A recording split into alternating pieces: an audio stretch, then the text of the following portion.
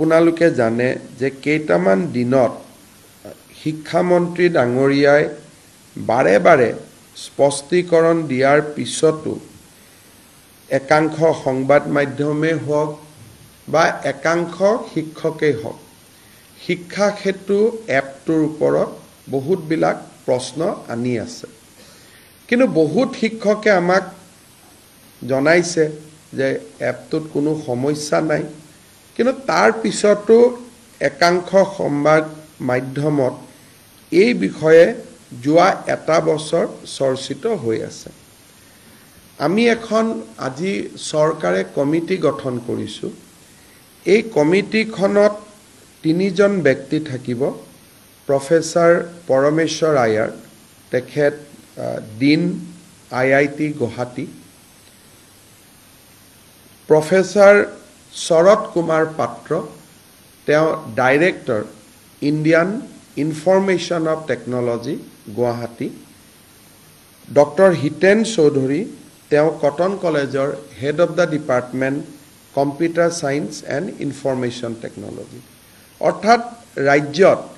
information টেকনলজিৰ ওপৰত যদি কোনোবা বিশেষজ্ঞ বা কম্পিউটাৰৰ ওপৰত যদি আমি বিশেষজ্ঞ বুলি কওঁ এওঁলোকতকৈ আৰু ওপৰত বিশেষজ্ঞ আজিৰ দিনত হয়তো আমাৰ ৰাজ্যত 2-4 জন থাকিলেও ফটক কৰি পাবলৈ টান হ'ব এই তিনিওজন ব্যক্তি আৰু য'ত director elementary education will be the member secretary director elementary এডুকেশ্যনে মেম্বাৰ সেক্ৰেটাৰী হিচাপে কাম কৰিব শিক্ষা সেতুৰ গুণগত মানদণ্ডৰ ওপৰত এটা কোনোবাই সময়ত স্কুলত যাব বেয়া পায় হেতু এটা বেলেগ কথা শেষলৈকে স্কুলত থাকিব দিলে বেয়া পায় হেতু এটা বেলেগ কথা কিন্তু একাংশ সংবাদ মাধ্যমে কৈ আছে নহয় গছৰ ওপৰত উঠি এটেন্ডেন্স দিব লাগে এতিয়া যিসকলে এপটো পৰিচালনা কৰিছে তেওঁলোকে মোক জনাইছে যে এইবোৰ একো কৰিব নালাগে ৰেকৰ্ডখিনি লৈ ল'ব 4টা বজাৰ পিছত ঘৰত আহিও বস্তুখিনি আপলোড কৰি দিব পাৰি কোনো গছত বা ঘৰত উঠাৰ কোনো প্ৰয়োজন নাই কিন্তু গুটেই শিক্ষা ব্যৱস্থাটো যোৱা কিছু দিনৰ পৰা এটা এনেকুৱা এটা পৰিবেশ কৰি দিয়া হৈছে যে মানে একেবাৰে যেন গভৰ্ণমেণ্টে এটা তগলকি নীতি চলাই আছে আমি সকলো এটা কথা বুজিব লাগিব যে অসমৰ আটাইতকৈ দৰিদ্ৰ ছাত্ৰ ছাত্ৰীসকল চৰকাৰী স্কুলত পঢ়ে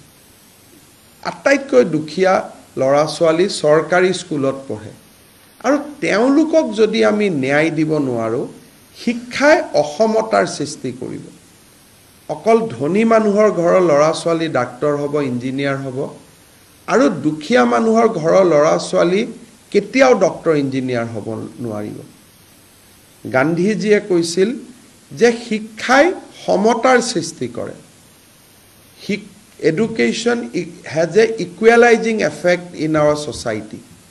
কিন্তু যদি সৰকাৰী শিক্ষকসকল স্কুলত না যায় তে শিক্ষাই ইমান এটা ডাঙৰ অসমতাৰ সৃষ্টি কৰিব যে সেই অসমতা আমি দূৰ কৰিব নোৱাৰো আজি মই এটা উদাহৰণ দিছো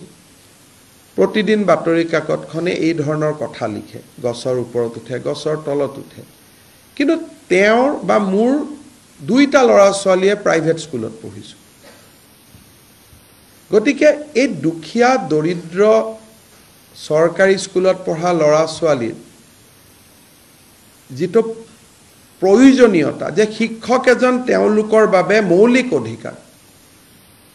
শিক্ষকজন তেওঁলোকৰ মৌলিক অধিকাৰ তেওঁলোক that is their fundamental rights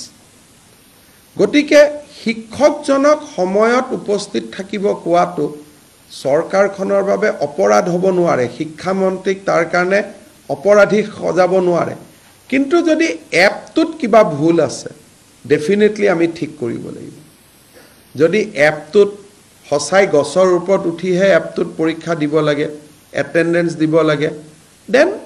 শিক্ষা বিভাগে তাৰ উত্তৰ ডেফিনেটলি দিব লাগিব আৰু শিক্ষা বিভাগো ৰাইজৰ কাঠগড়াত থিয় হ'ব লাগিব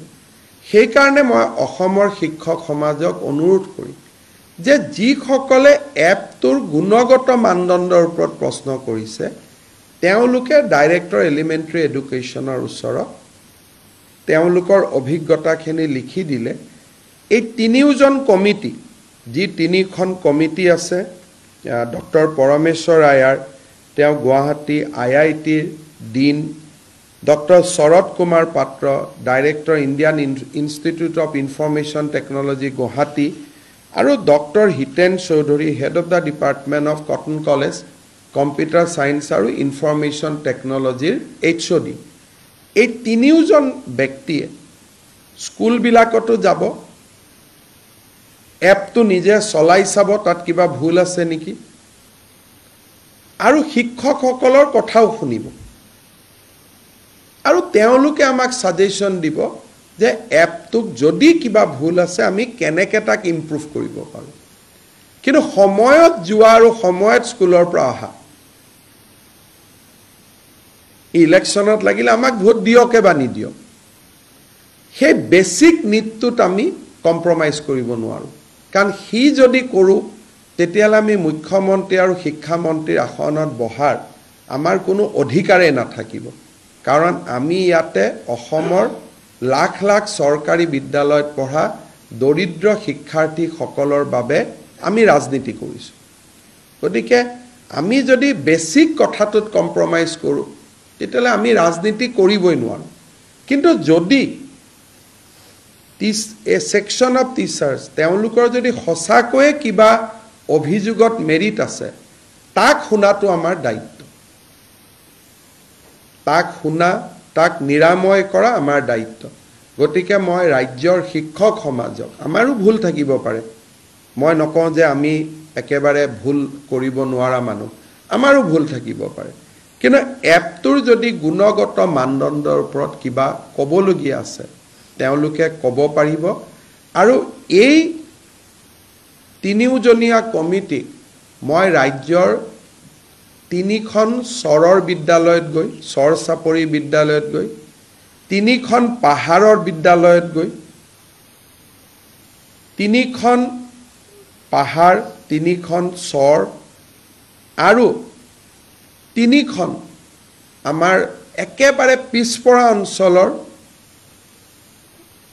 স্কুলত গৈ এপখিনি ৰাতিপুৱা সেই সময়টোত নিজে ব্যৱহাৰ কৰি আমাক পৰামৰ্শ দিবলৈ মই আহ্বান জনাইছোঁ কমিটিখনৰ লগত ময়ো কথা পাতি ল'ম জুলাই মাহৰ 31 তাৰিখলৈকে যেহেতু গৰম বন্ধ থাকিব সকলো শিক্ষকক এই কমিটিত মই তেওঁলোকৰ অভিজ্ঞতা কমপ্লেইন দিবৰ বাবে মই অনুৰোধ কৰিম অহা কালি বা পৰহি পেপাৰত ইমেইল একাউণ্ট আদি কমিটিয়ে দি দিব আৰু আমি নিৰপেক্ষভাৱে এই কমিটিখনৰ প্ৰতিবেদন অহা 1 ছেপ্টেম্বৰত ৰাইজৰ আগত আমি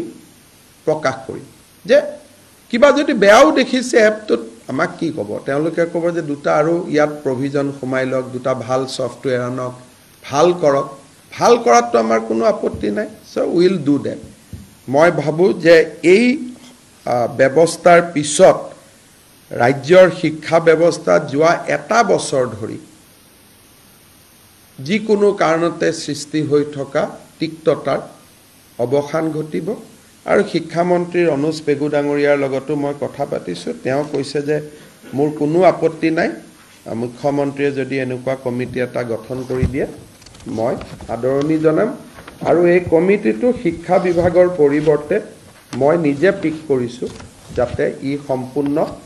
নিৰপেক্ষ হ'ব